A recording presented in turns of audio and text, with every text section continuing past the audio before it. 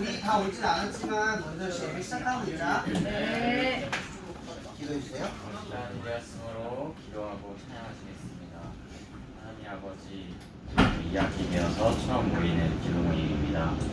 하나님이 기도 모임을 할 때에도 더 많은 인원이 모여서 주님을 더 전파하고 주님을 알릴 수 있는 그러한 제이플이 될 수 있게 해주세요. 오늘 찬양 드리고 목사님의 말씀 전하시는 동안 은혜 받고 돌아갈 수 있게 해주세요. 예수님의 이름으로 기도드립니다. 네. 여기 안고 있지? 종이 안고 오면 돼요. 처음 찬양 예배하는 자리에 찬양하시겠습니다.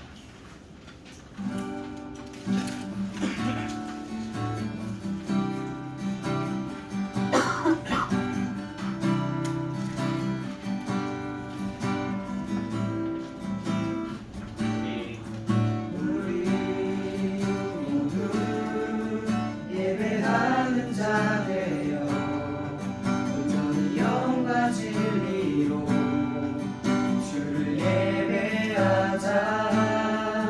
주가 우리와 함께 영원히 함께 하시고 마르지 않는 샘물로 우릴 채우시리.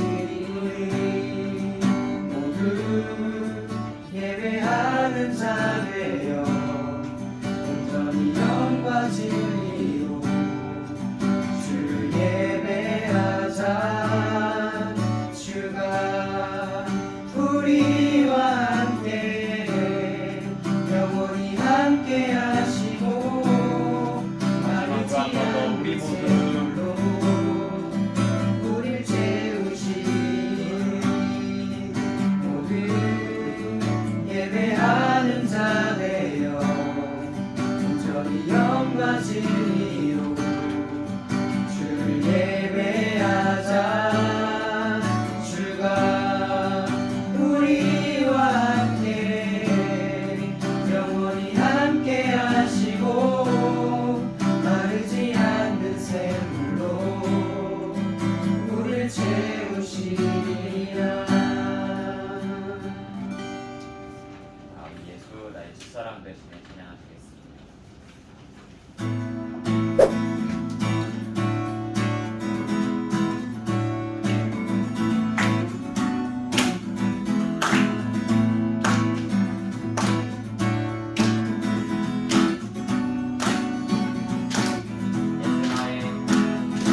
예수 나의 첫사랑 되시네. 내 첫사랑 지존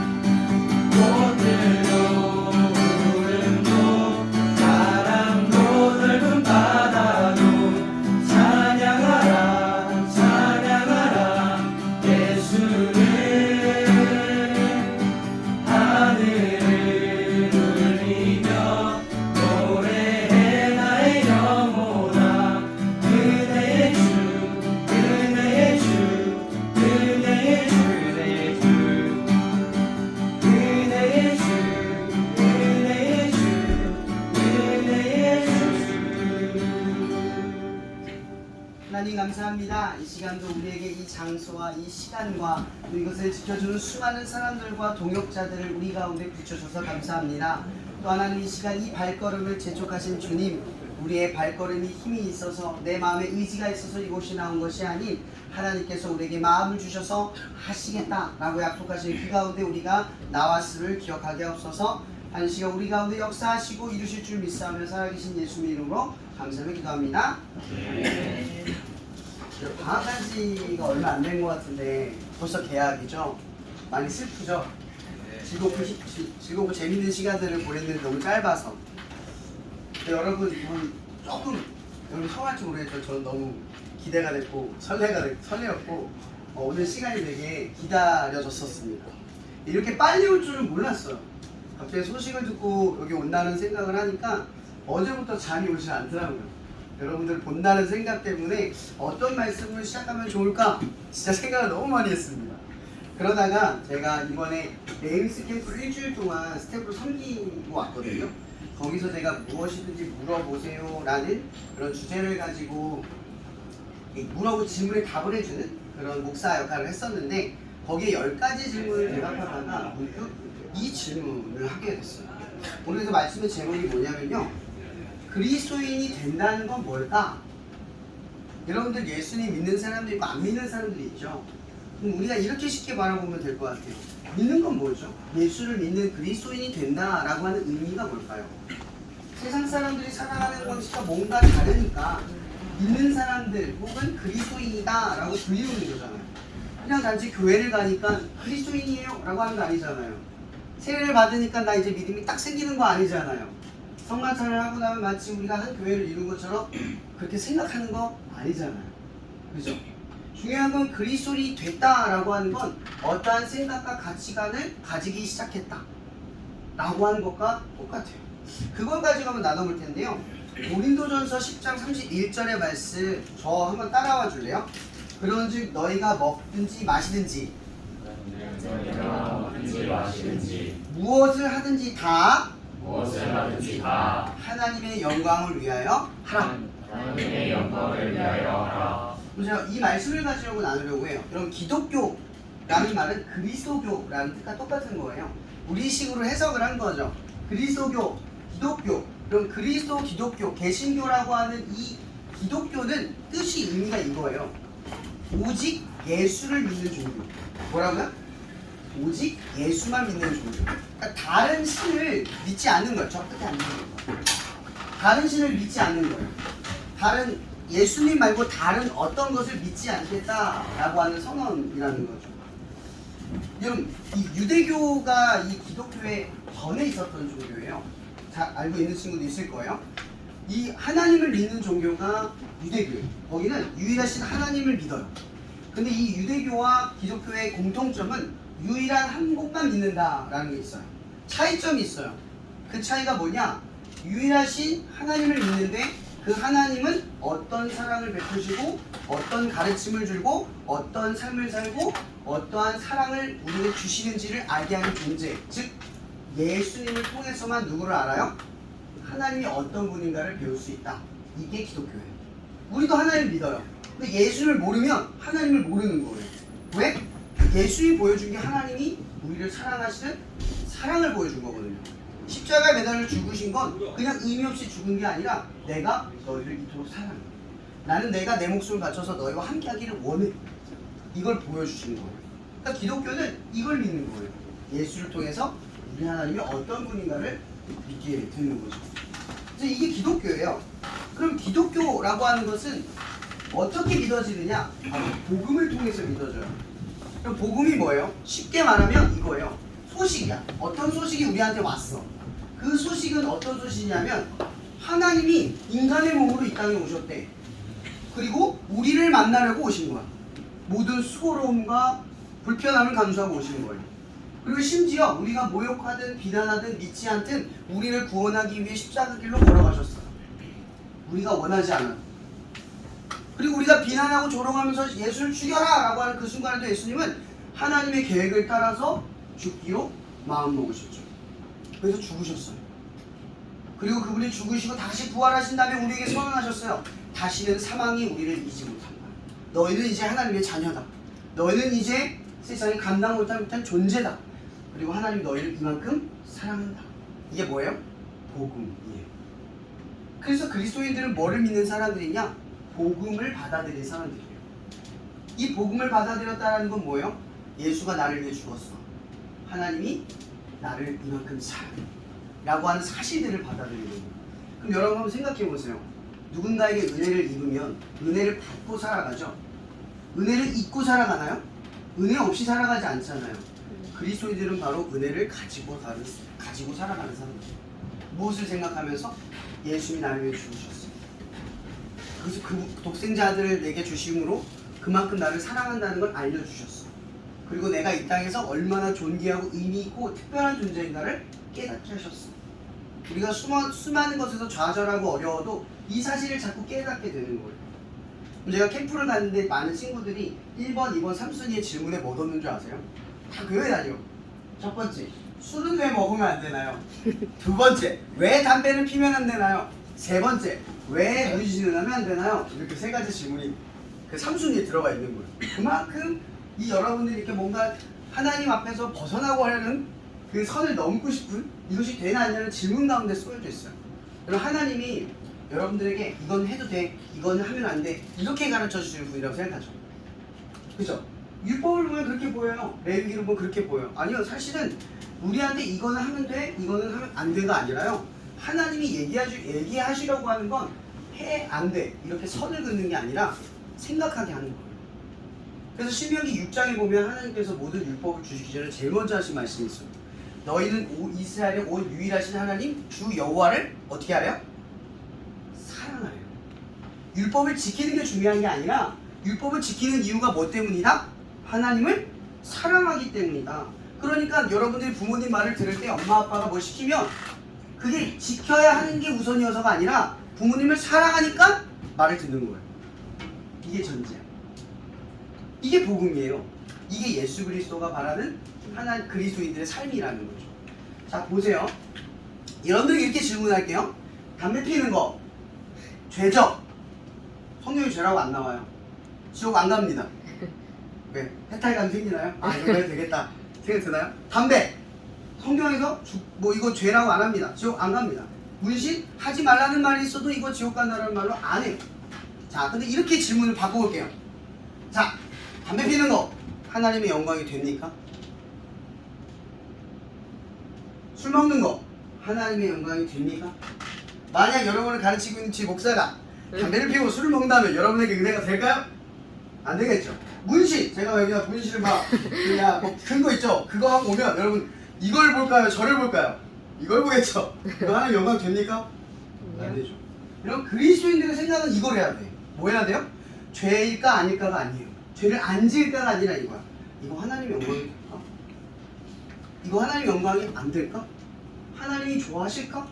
나는 단순한 생각으로 출발한다는 거예요. 여러분 하나님의 자녀로 산다는 건 굉장히 쉬워요. 이 머릿속에 생각만 하면 돼요. 내가 뭘 할 때, 뭔가를 할 때 이거 하나님이 좋아하시지 않을 행동 같아. 그럼 어떻게 해요? 안 하면 돼요. 근데 이거 뭔가 하나님이 원하는 행동 같아. 그럼 어떻게 해요? 하면 돼요. 이게 그리스도인의 삶이에요. 이 하나의 가치관을 가지고 있는 거예요. 그리스도의 삶의 목적은 그래서 뭐예요? 하나님의 영광이 되느냐 아니냐의 싸움인 거예요. 여러분 재물이 많은 청년 이야기 알아요?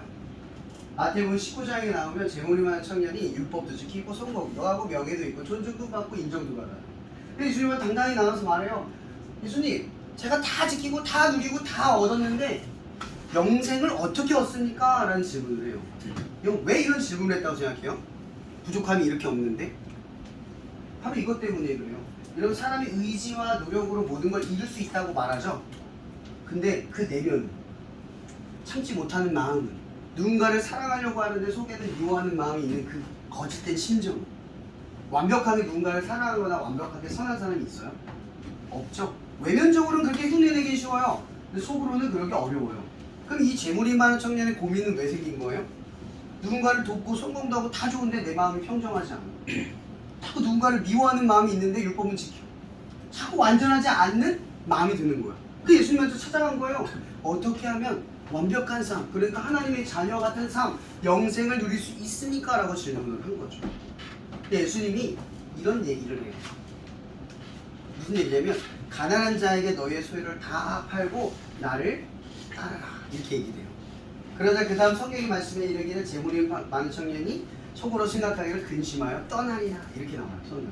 참 안타깝죠. 보세요. 자기가 누렸던 모든 게 의미 없다고 느껴졌어요. 그래서 예수 그리스도에게만 영생이 있다고 생각해서 찾아갔어요. 그분의 답을 알고 싶어서 갔어요.